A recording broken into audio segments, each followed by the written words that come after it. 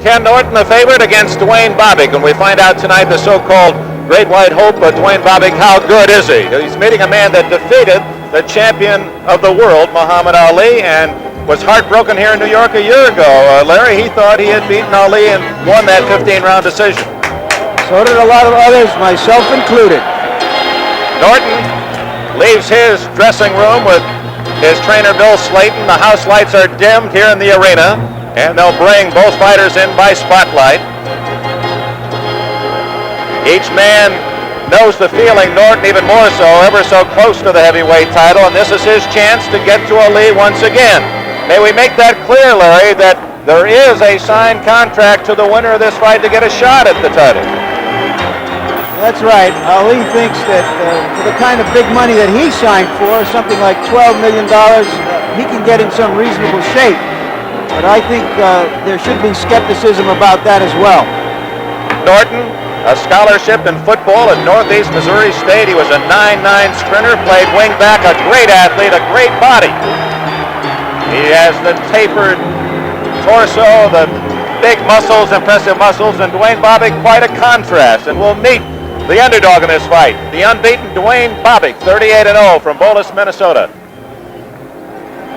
And now the gladiatorial entrance of Duane David Bartholomew Bobick. That is Leroy Bobick, one of the Bobick brothers.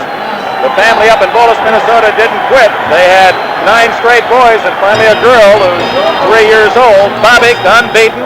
He's won all but 6 of his fights by knockouts. He's never met anyone in the class of Ken Norton before. As an amateur, fighting in the U.S. Navy, he won 93, lost 10. Damn it. He is preceded by the 65-year-old trainer, Eddie Futch. As we mentioned earlier, some regarded as the best trainer in the entire country, and a man who trained Ken Norton for 5.5 years. And there's a skirmish between some fans in the entrance, so that's an appropriate entree to the man himself, Bobick, who has seemed very confident. He told me at his training camp out in Beaumont, California, he said, "This white kid can fight." You see the laurel wreath around his neck. Bobick now recognized by the crowd here in the arena as he makes his way toward that 20-foot squared circle. Seems very loose, relaxed, Joe. Ken Norton has been waiting very patiently, Dick, and he seems to be a little bit on edge, and then all of a sudden he goes to the fans to try to recognize somebody as if he wants a friend to talk to. Norton pacing like a caged tiger in the ring, and now Bobick get a little rosin on his shoes, and we'll have the formal introductions. One thing we should say about Norton, fortunately for him, he's much better at prize fighting than he is at adding. When he fought Ali 4 years ago, he was 29 years old. Now he says he's 31. Even I've got that figured out. I don't think he counts the time that he sleeps, Joe. I thought they only had baseball ages. I guess they got boxing ages and Hollywood ages too, Larry. Now the house lights are on. What is that Bobick has around him? A laurel wreath of some sort. Now Jackie Lee with the introduction. The evening, 12 rounds or less. Ring officials assigned here by the New York State Athletic Commission. Your judges, Tony Castellano and Artie Idala. The referee for the main event is Petey Della. Your timekeeper, Fred Abatello.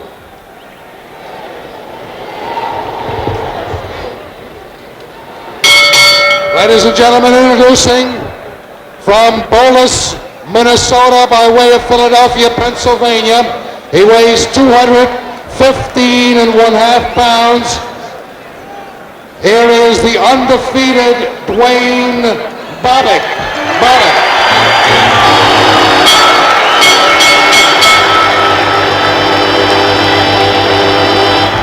His opponent this evening from San Diego and Los Angeles, California. He weighs 222.75 pounds, wearing the blue trunks. The man who is recognized as the uncrowned heavyweight champion of the world, Ken Norton. Ken Norton. The referee. The instructions will be given by referee Peter Della. Let's see each try. and we're not going to be able to. They're raising the ring mic Norton, and our microphone with you're it. both familiar with the rules set forth by the New York State Athletic Commission. I'm here to enforce those rules. When I ask for a break, I want you to both break and break cleanly. I want no hitting low, no rabbit punches, no kidney punches. Protect yourselves at all times, and remember the 8th count. In the event of a knockdown, the man scoring the knockdown will go to the furthest neutral corner and remain there until I give him the signal to resume boxing. The man who was down must take the count of 8. 3 knockdowns in any one round automatically ends the fight. Now, in the event of a knockdown occurring after the bell or before the bell, except the last round, I will continue to count until one of you get up. Do I make myself clear?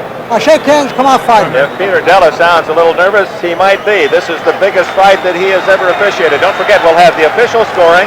The referee and 2 judges will show you the results of each round, the preceding round. And we're going the first of 12. Duane Bobick in the light tan trunks and Ken Norton in the velvet blue. Bobick has a quick right hand. That's his best punch. Norton's best punch is the right uppercut, but that's tough to deliver. He does not have the good straight right hand. His camp wished he would deliver it more. He does in his sparring, but he can't in his fight. There's that overhand right, and that hurt Bobick. Bobick is hurt from that overhand right, and now will have to hang on to survive. Norton on the attack. Bobick was stunned by that looping overhand right, and Bobick is defenseless. It's a long 2 minutes to go in round 1 for Duane Bobick, and down he goes. Over there, 2, over there, 4, 5, I don't believe he's going to make it. 8, 9, 10.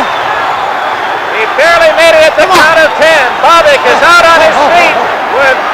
No, that's going to be it. The fight is stopped right there. Ken Norton has just won by a sensational first round knockout. Count of 10. All right. I know.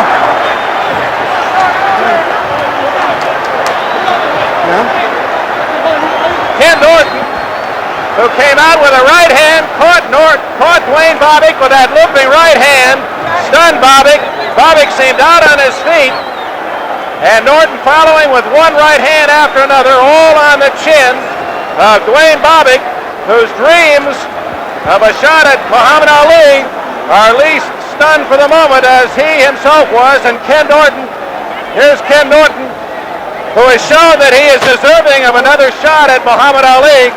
You can imagine how happy they are in the Ken Norton camp. Ken Norton, Bill Slayton, his trainer, Bob Byron, his manager, your father, Mr. Norton, congratulations. Why don't you watch your son describe what happened in that first round, Ken?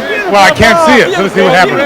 Well, the first round, I was just trying to fill him out a little bit, and I threw an overhand right, and I found that it was very effective. So then I knew all I had to do was find another opening for it, and my uppercut's one of my better shots. I see this from another angle as well, Ken. Okay, once I had him hurt, it was just a matter of putting punches together, and I was very lucky. God was with me, and I trained very hard, and I have a very good trainer in Bill Slayton, and it seems as though Eddie Futch doesn't know him as well as he thought he did. There's a case, too, where, as you say, that you were fortunate you landed the big bomb so early. Had you landed that late in the round, he might have had that 1 minute between rounds to recover. That's very true. I was very fortunate to land it early, and I was very fortunate to catch him on the button with it and have a bunch of combinations to follow afterwards. Bill Slayton, was this any part of any strategy in your mind? You said you didn't. You told me you didn't think he'd knock Bobick out. I didn't think so, but he put it together. I thought he'd bust him up. He started that first, but I thought Bobick was a little strong. I guess Bobick takes a long time to warm up, and so by us getting him early, it was to our advantage, you know. Well, we're going to see it from another angle. Ken, you made Bob Byron the manager of Ken Norton. Here it is again. It was that big looping right hand. You've caused a lot of damage with that punch. As you can see, I dropped my head down, and Bobick was watching my head go down. So therefore, I came over with the right hand. And I was just very fortunate that it connected well. Used to be a baseball pitcher back in high school. That looked like you're going to throw your high, hard one. I was very lucky, but then again, I don't want to take anything away from Bobick. He came out there and he was in shape, and he was very determined to come out and give me a good fight. I got lucky early and caught him with a very good shot. You have to know how Bobick feels now, because that happened to you against Foreman, did it not? Watch it. Well, you can empathize with this man at being over so fast, his night being gone so quickly. I went 2 rounds at least. Are you a historian? What is this? He's going to teach history now. Yeah, well, that's the over. facts of life. That's the facts of life. Some you and win, so, some you lose. Right. And how about it? You deserve a chance to go for the championship again. You feel you should have been the champion already?